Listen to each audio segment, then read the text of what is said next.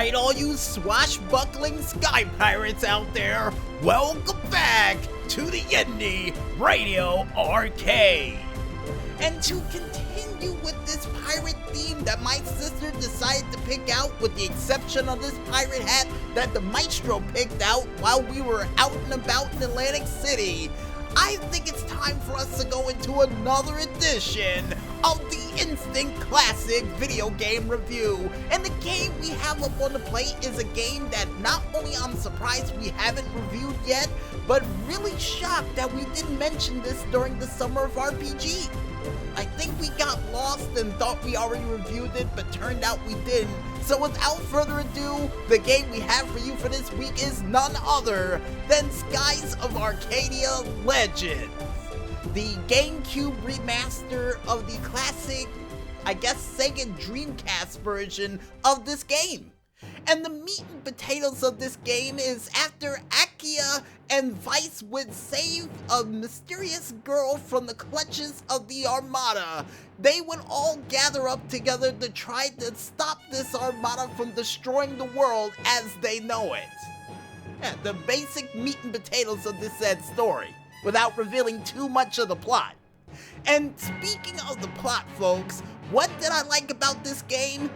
Definitely the story of this game itself, about three Robin Hood-like pirates gathering together to steal from the rich, to give to the poor, and to make a legend out of themselves in this world that is a turn-based RPG, but at the same time, an open-world game where you get a chance to find a multitude of different treasures throughout the world. And that's another thing that I loved about this game, because while exploring this entire world, while going throughout with the story, you get a chance to find different sorts of landmark to raise your legend status as a pirate, which is very helpful if you look to buy items in certain areas. And I had to find that out the hard way from my sister after she told me about that.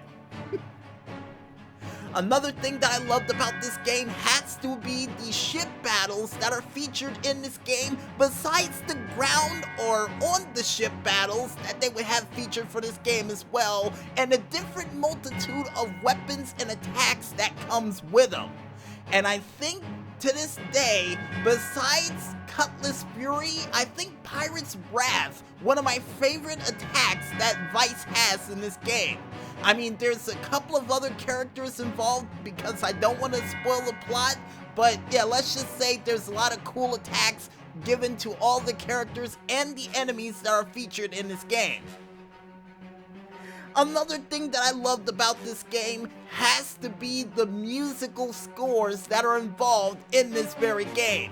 And they vary from different action songs to peaceful songs that you would listen to help you go to sleep at night. And according to the maestro, the CD for the soundtrack is still available to this day, but very hard to find. And then he told me Amazon or eBay, and I told him later. And the last but not least thing that I loved about this game has to be the fact of not only the customization of the weapons that we told you about earlier, folks, but also alongside with it, a chance for you to customize the ship weapon-wise for the ship battles.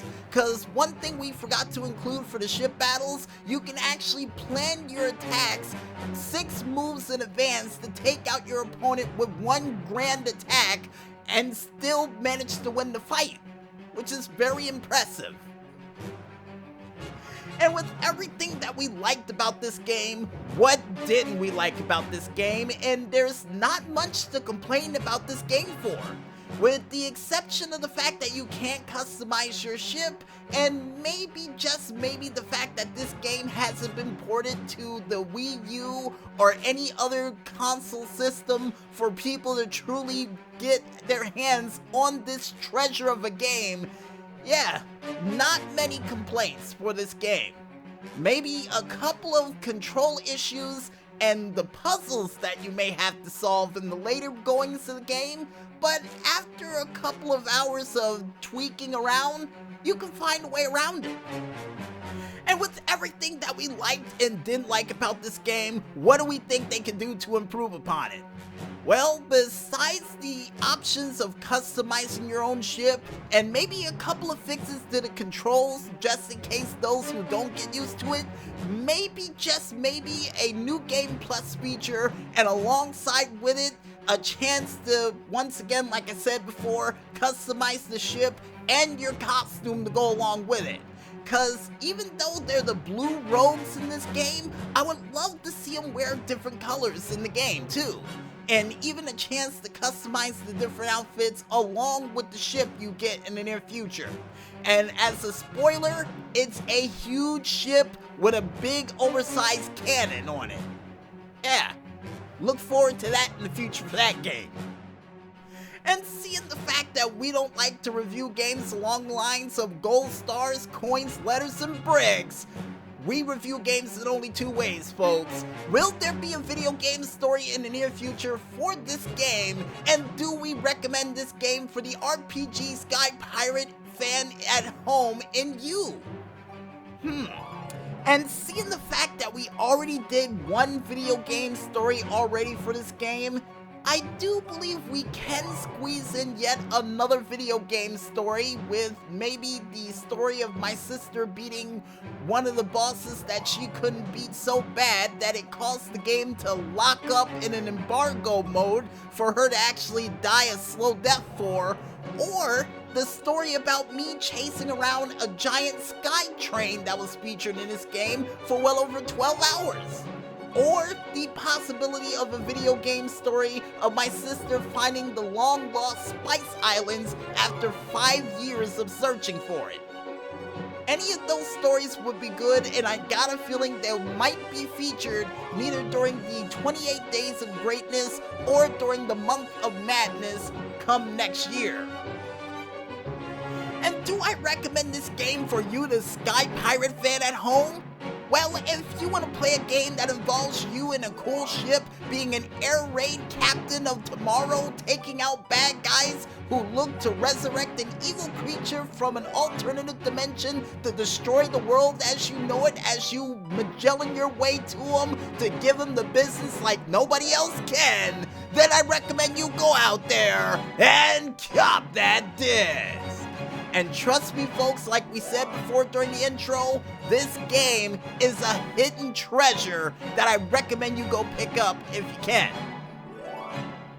And I guess with that said, folks, we might as well head back into this music once again. And when we return, we'll be back with another edition of the Indy Wall of Fame right after a word from our sponsors.